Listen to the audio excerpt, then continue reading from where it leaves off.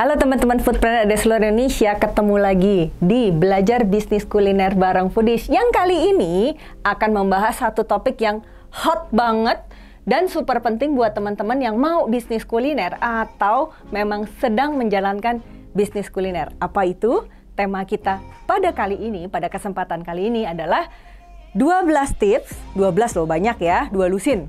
Bekerja sama dengan KOL atau yang biasa disebut influencer agar objektif atau tujuan kita bisa tercapai. Apa itu? Banyak ya, ada 12. Nah, mari kita ikutin satu persatu kali ini. Yang pertama adalah kesesuaian target market. Nah, jadi kalau kita punya target market itu diupayakan kalau kita cari KOL atau influencer itu harus yang marketnya itu sejalan mirip dengan brand yang kita kelola. Jadi perhatiin siapa aja followersnya, apakah dia beririsan atau sama atau sesuai dengan target market kita. Yang kedua adalah pilih KOL atau influencer yang bisa memberikan masukan atau input untuk kontennya. Jadi memilih KOL atau influencer itu seharusnya bukan hanya transaksional aja ya teman-teman ya gitu, tapi juga bisa mendeliver insight untuk brand kita juga. Jadi misalnya nih, mereka bisa kasih kita banyak banget masukan, konten-konten seperti apa aja sih yang bagus dan works untuk market yang memang mereka garap saat ini. Yang ketiga, pilih KOL atau influencer yang dekat dengan followersnya. Nah, yang seperti ini mungkin bisa dikatakan yang engagementnya juga kuat dengan follower-followernya ya teman-teman ya. Jadi engagementnya itu bagus, kuat, dan bisa kita cek juga nih secara percakapannya atau secara toolsnya. Dan sekarang itu cukup banyak beberapa tools, salah satunya misalnya ya untuk mengecek engagementnya bagus atau enggak, itu bisa juga dengan salah satu apps yang namanya Social Blade. Yang keempat adalah cari KOL atau influencer yang memiliki kesamaan value atau nilai dengan brand kita. Jadi kita harus benar-benar milih banget nih yang pas, yang sesuai, yang sejalan dengan brand kita ya teman-teman ya. Jadi misalnya brand kita menonjolkan nilai-nilai value-nya itu halal. Ya udah pasti udah pasti kita akan cari KOL atau influencer yang mungkin benar-benar sesuai atau sejalan dengan value kita tadi. Jadi yang menonjolkan kegiatan-kegiatannya mungkin lebih Islami mungkin ya, atau lebih religius dalam kegiatan sehari-harinya. Yang kelima adalah kita harus banget memberikan penawaran ya teman-teman ya. Jadi dibayangkan bahwa KOL atau influencer itu sebenarnya seperti platform distribusi konten. Artinya kalau kita mungkin di masa lalu ya, misalnya kita pasang iklan di TV itu kan hanya mediumnya aja, hanya medianya saja. Jadi ini tuh mirip lah. Jadi kalau kita meng-hire KOL atau influencer itu sebenarnya mereka hanya mendistribusikan konten-konten kita.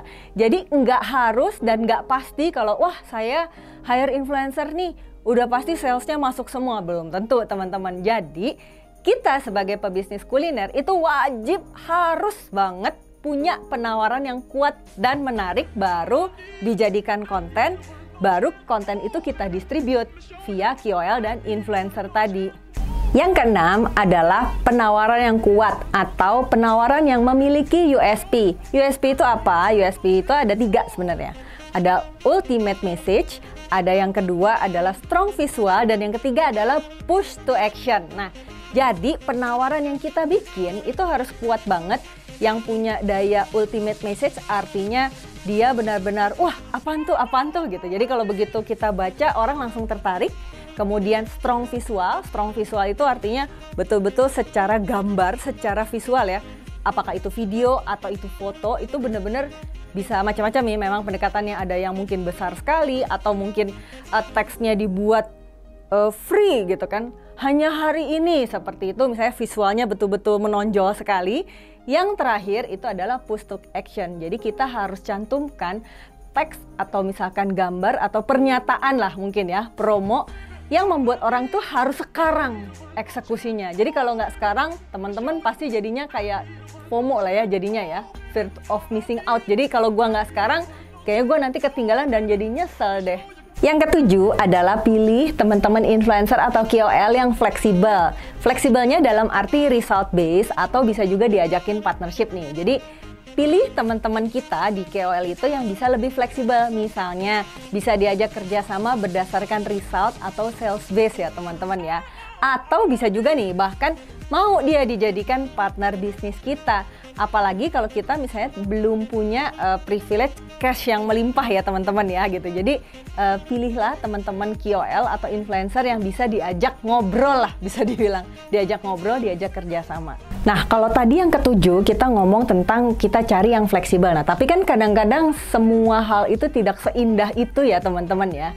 Jadi sebetulnya yang ke-8 itu sebenarnya adalah kalau kita harus bayar itu sebenarnya masih oke ya, masih possible intinya. Jadi siapkan budget yang memang kita persiapkan untuk pasang iklan atau kita hire influencer atau KOL ini dengan cara placement ya teman-teman ya. Jadi yang harus penting banget kita lakukan adalah alokasikan budget marketing ini secara rutin untuk KOL. Apalagi kalau teman-teman bisnisnya sudah bagus, sales dan netnya juga udah oke. Jadi wajib banget mengalokasikan untuk KOL ini.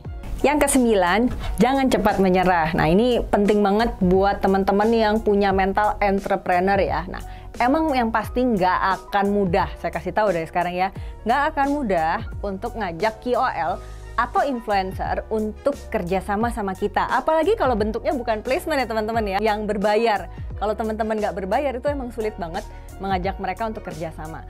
Tapi ya terus aja dicoba, tapi jangan lupa ketika kita mencoba dan gagal itu harus direview gagalnya kenapa.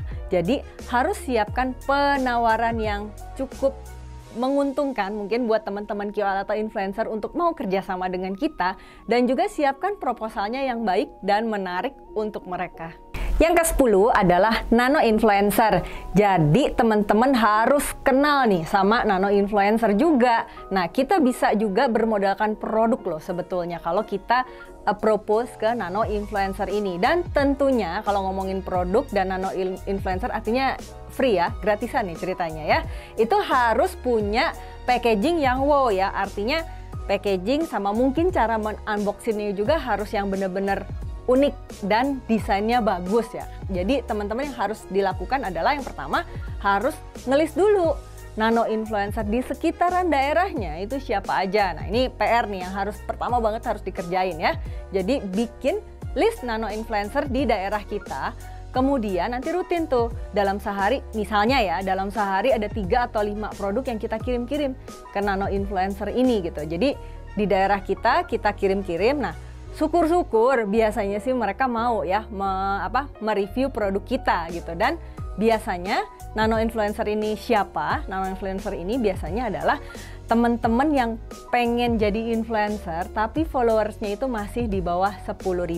Yang ke-11 adalah evaluasi hasilnya. Jadi evaluasi itu harus dilakukan secara berkala ya, dari KOL yang biasa kita bayar atau kita kerjasamakan.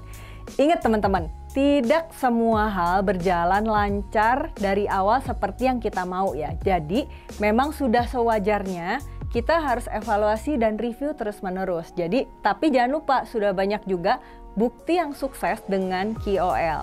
Yang ke-12 yang terakhir itu adalah belajar dan berdoa. Nah, terus update ilmu kita untuk mendapatkan pendekatan yang terbaik untuk membangun brand dan sales kita. Serta ini juga yang penting banget, jangan lupa setelah semua usaha yang kita lakukan, banyakin doa sama yang di atas. Itu tadi 12 tips bekerja sama dengan KOL atau influencer supaya objektif kita bisa tercapai. Nah teman-teman pantengin terus ya video-video terbaru dari Foodies, nyalakan juga tombol notifikasinya dan jangan lupa di subscribe. Dan copy dan paste linknya ke semua grup WhatsApp agar manfaatnya lebih tersebar lagi. Dan jangan lupa klik juga www.foodies.id dan www.sekolahkuliner.com. Dan akhir kata dari saya, sampai ketemu lagi di Belajar Bisnis Kuliner bareng Foodies yang selanjutnya dan maju terus bisnis kuliner Indonesia. Jangan lupa subscribe di Foodies YouTube channel di tombol subscribe agar kita bisa mendapatkan update berbagai video terbaru dari Foodies dan juga share ke berbagai grup video-video pembelajaran dari Foodies. Ikuti kelas-kelas Foodies terbaru dan sekolah bisnis kuliner, kunjungi www.foodies.id.